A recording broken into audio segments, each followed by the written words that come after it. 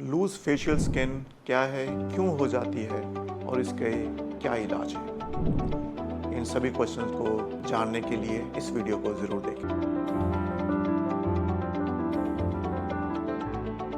Hello dear friends, I am doctor B K Kar. I am plastic and cosmetic surgeon practising in New Delhi and Gurugram. दोस्तों, loose facial skin ageing का sign हो सकता है या कई बार young age के अंदर भी हम लूज फेशियल स्किन देख सकते हैं। इसके बारे में बात करेंगे। सबसे पहले ये जानना चाहेंगे कि लूज फेशियल स्किन क्यों हो जाती है। मोस्ट कॉमन कारण लूज फेशियल स्किन का एजिंग है। एज के साथ ग्रेविटी के इफेक्ट के कारण और स्किन के नीचे के फैट के लॉस होने के कारण स्किन रिलैक्स हो जाती है और वो एक लूज स्किन फोल्ड्स या एक्सेसिव स्किन के साथ आपके फेस के ऊपर अपीयर होती है। ये एजिंग का एक मोस्ट कॉमन साइन है। इसके अलावा कई बार यंग एज में एक्सेसिव वेट लॉस के कारण या कुछ मेडिकल कंडीशंस के अंदर भी लूज फेशियल स्किन की अपीयरेंस आती है, जो एक्सेसिव स्किन ना होने के बावजूद भी वो आपको एक एजिंग जैसी अपीयरेंस दे सकती है। इन डिजीज़ेस के बारे में डिटेल में बात नहीं करेंगे, उस वीडियो के स्कोप से ज़्यादा है। हम बात करेंगे एजिंग रिलेटेड या weight loss related loose skin की। जब आप एक्सेसिव वेट लॉस करते हैं या आप की डाइट वेट लॉस के ड्यूरिंग हेल्दी नहीं होती, डेफिशिएंट होती है, ऐसे सिनेरियो में फेस एक एजेड या एक ओल्डर अपीयरेंस देने लगता है। इसका कारण डाइटरी डेफिशिएंसीज होता है। अगर आप हेल्दी डाइट के साथ एक्सरसाइज और लाइफस्टाइल मॉडिफिकेशन के साथ वेट लूज करते हैं तो जनरली फेस के ऊपर एजिंग के साइन दिखाई नहीं देते हैं। तो इसको आप अपनी डाइट करेक्शन के साथ बेटर कर सकते हैं। इसके अलावा कई बार फेशियल एजिंग या लूज फेशियल स्किन आपके पुअर लाइफस्टाइल चॉइसेस जैसे lack of sleep, poor dietary habits या लैक ऑफ वाटर इनटेक, उसके कारण भी ऐसी अपीयरेंस आ सकती है। अब हम बात करेंगे एजिंग रिलेटेड लूज स्किन की और इसका क्या इलाज है। इसको हम 3 हिस्सों में डिवाइड करेंगे। पहला हम बात करेंगे जो ओवर द काउंटर या ब्यूटी शॉप्स या ऑनलाइन स्पेस में जो स्किन टाइटनिंग क्रीम्स और लोशंस अवेलेबल हैं, वो क्या हैं और क्या काम करते हैं। दूसरा है इसके अंदर मिनिमली इन्वेसिव ट्रीटमेंट्स क्या हैं, और तीसरा है इसके अंदर इन्वेसिव या सर्जिकल ट्रीटमेंट्स क्या हैं।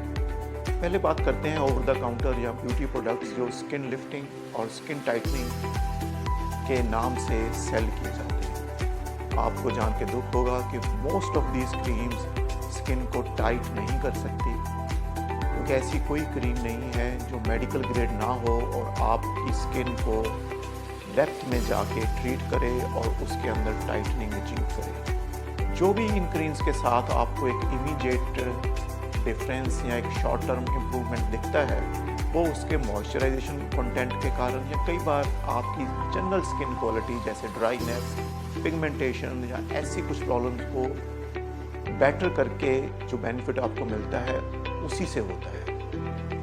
मॉइस्चराइजेशन इंप्रूव करने से आपकी स्किन की सुपरफिशियल लाइंस और सुपरफिशियल रिंकल्स कम दिखाई देते हैं और ऐसी फीलिंग देते हैं जैसे स्किन टाइटनिंग हो रही है। लेकिन ये बेनिफिट बेहद शॉर्ट टर्म होता है और कुछ ही दिनों में या कई बार कुछ घंटों में ही ये इफेक्ट चला जाता है। इसके अलावा हमारे पास नॉन इन्वेसिव ट्रीटमेंट्स हैं जो माइल्ड स्किन लैक्सिटी, तो इसमें ज़्यादा एजिंग नहीं है या स्किन उतनी लूज नहीं है या बेहद ज़्यादा लूज नहीं है, उस सिनेरियो में हम इन ट्रीटमेंट्स को यूज़ करते हैं। इसमें 3 तरह के ट्रीटमेंट्स हैं: रेडियो फ्रिक्वेंसी, अल्ट्रासोनिक और लेजर्स।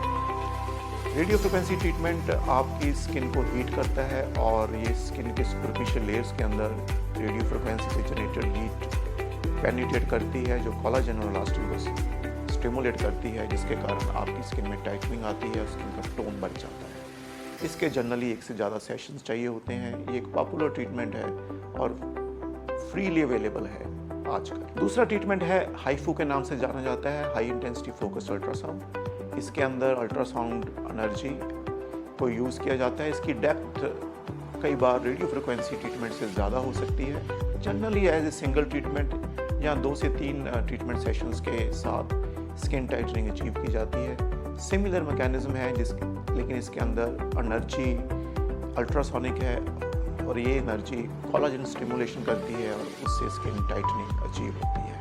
इसके इफेक्ट लॉन्ग लास्टिंग हो सकते हैं, 1 साल तक इसका बेनिफिट रह सकता है और इस ट्रीटमेंट को फ्यूचर में सेफली रिपीट किया जा सकता है। तीसरा ट्रीटमेंट है लेज़र्स। लेज़र्स के साथ भी स्किन टाइटनिंग अचीव कर सकते हैं, खासकर ऐसे एरियाज़ में जहाँ पे स्किन थिन है और सुपरफिशियल स्किन को टाइट करना है। लेज़र एक इफेक्टिव टूल है।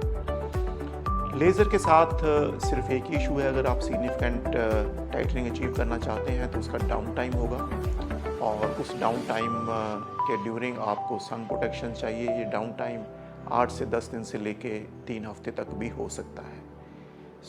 इसलिए स्किन टाइटनिंग के पर्पज़ के लिए आजकल रेडियो फ्रिक्वेंसी और अल्ट्रासोनिक ट्रीटमेंट्स ज़्यादा प्रेफर किए जा रहे हैं। आइए अब बात करते हैं इन्वेसिव ट्रीटमेंट्स क्या हैं।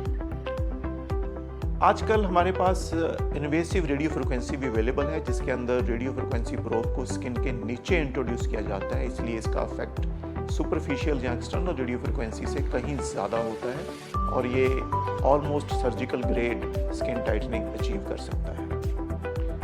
इसके अलावा थ्रेड लिफ्ट हैं, जिसको हम मिनिमली इन्वेसिव कहते हैं, जो सुपरफिशियल स्किन टाइटनिंग को बेटर करने का एक टेम्परेरी मेजर है। जनरली फेशियल थ्रेड्स 1 से 1.5 साल तक आपको स्किन लिफ्ट प्रोवाइड करते हैं। फेशियल थ्रेड्स हर किसी के लिए सूटेबल नहीं होते हैं, ये कुछ पर्टिकुलर केसेस में इनका बेनिफिट काफ़ी है। इसके अलावा जो फुली इन्वेसिव जो क्लासिकल ट्रीटमेंट है स्किन लेक्सिटी का, वो आज भी फेस लिफ्ट है या नेक लिफ्ट है।